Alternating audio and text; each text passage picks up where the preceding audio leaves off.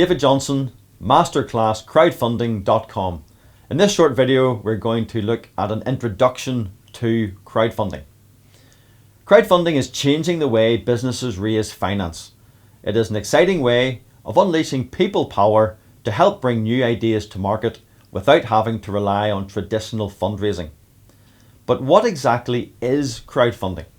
Like all new business ideas or new concepts, it can take time to understand them or to really grasp their full potential.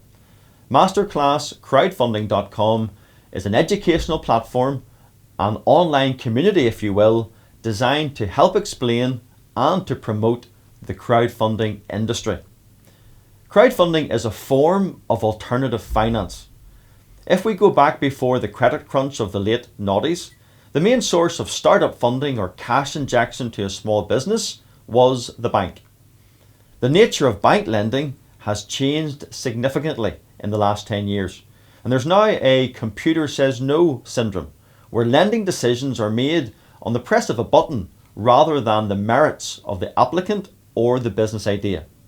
For this and other reasons, crowdfunding has exploded in recent years, so that by 2015 the market did $34 billion US, and that was after 7 straight years of 100% growth. Now there are 4 main crowdfunding models.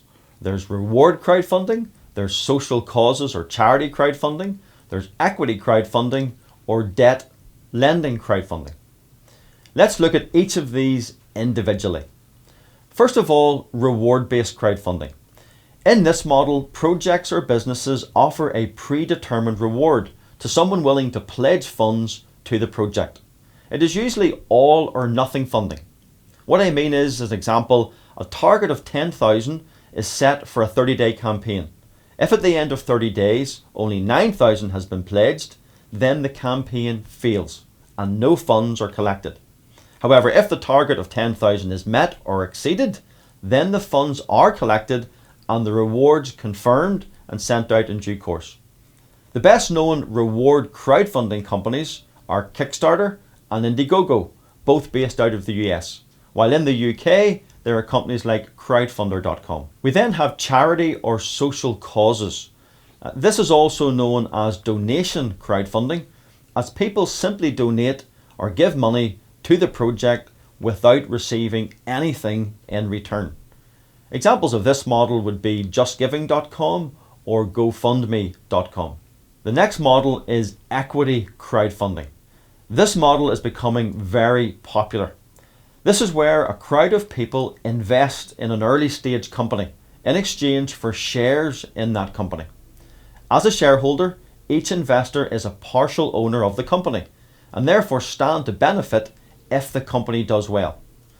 Crowd for Angels, Seeders, Crowdcube, Syndicate Room, these are all examples of UK companies that operate equity crowdfunding platforms.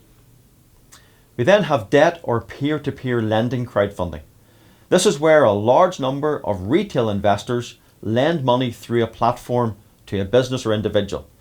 In removing many of the middlemen that would be involved if the transaction happened through a bank, debt-based crowdfunding can keep those costs down for the borrowers while also giving the lenders improved rates of return.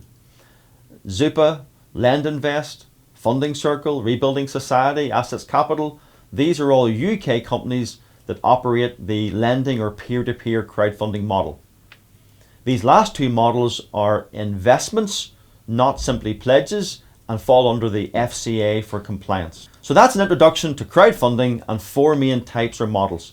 Each has advantages and disadvantages. So if you're considering a crowdfunding campaign, you should take time to understand and learn about each of these models and then decide which one is best for you. Until next time, this is David Johnson, Masterclass Crowdfunding.com signing off. Happy crowdfunding.